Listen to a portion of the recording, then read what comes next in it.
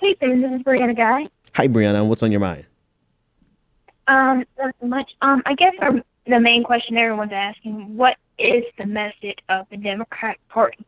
Mm. Because we still don't have a message. We still don't know what they stand for, even after 2016, losing to Donald Trump, losing the House, losing the Senate, losing at least about 1,000-something seats on the local level. Right. And even you look at the Republicans, despite how nasty and crude they had a message. Yeah. The message is we're going to screw over the poor, and we're going to give our billionaire friends a lot of money, and we're going to ban all Muslims, and we're going to deport as many immigrants as we can. You know, Brianna, as hyperbolic as it sounds, you're not too far off, right? Thanks for the call, and because I want to jump in there. That's a good point. Like we saw that he also ran against Trump, but in terms of what he actually stood for, can anyone tell us what he actually stood for versus how much he stood against with Trump? Well, and within the Democratic Party, right? Yeah. I mean, he made clear that he was standing not quite against Nancy Pelosi,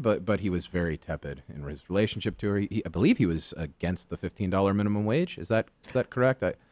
I gotta maybe look he was that just one up. tepid on it, but in any case, yeah. He was against Trump, but he was also against some sort of key elements of fairly mainstream, if progressive leaning aspects of the Democratic Party.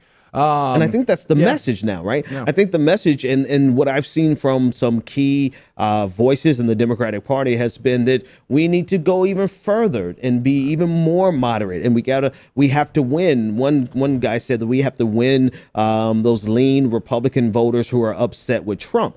And this is where, I discussed on the morning analysis this morning, they're not going to win that voter, right? It's a lot more than.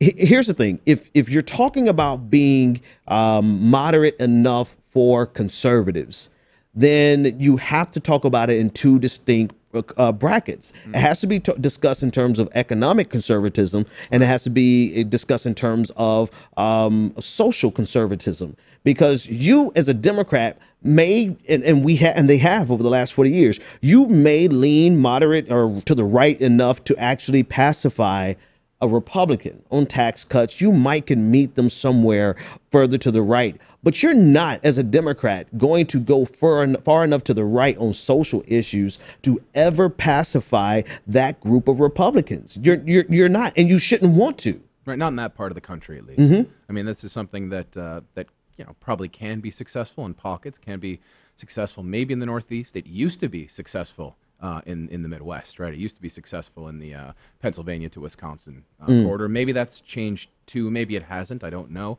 But in Georgia, that seems like a tough sell, right? It seems sort of obvious that the place of religion in the local society is significant and going to be tough to overcome. Yeah. It kind of comes down to the point that the caller made was really spot on, to the extent that Democrats historically have not had a clear sort of ideological message, right? The coalition approach to building an electorate has been the Democrats' way of going about things. Right. And I mean, it might be that this sort of, goes back to Bill Clinton stuff we've been talking about for years now. That, the idea that the middle is where the action is where Right. you build that coalition to, is sort of still taken as common sense.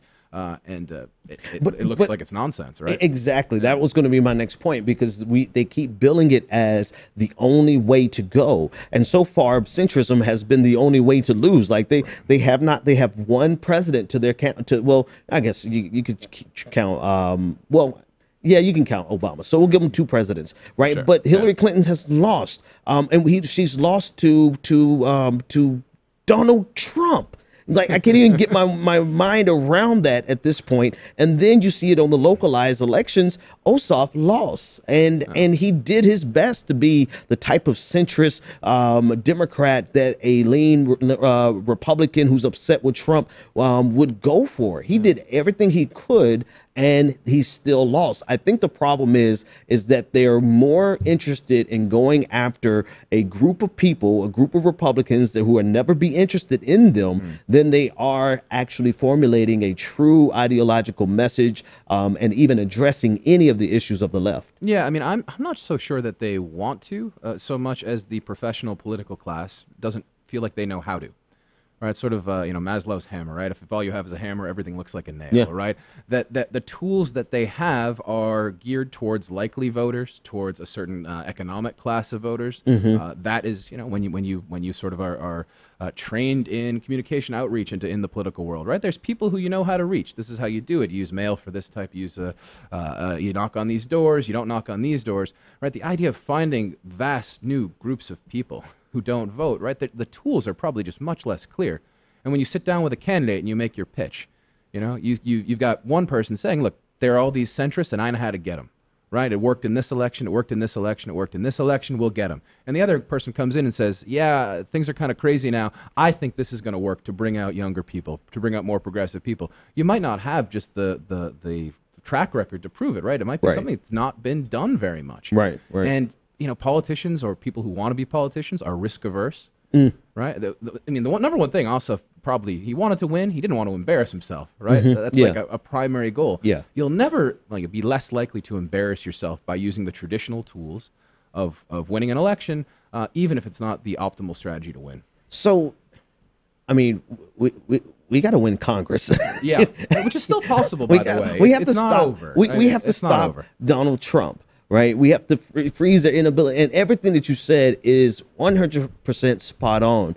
But we can't keep living off of moral victories. No, certainly. Right, especially not when those moral victories mean an actual victory for people who Karen Handel, who doesn't even want a livable wage. It's silly to say it. She literally said it and still won because. You don't want to vote Republican. That's part of why she won, right? Say that again. Because Republicans vote Republican. Yeah.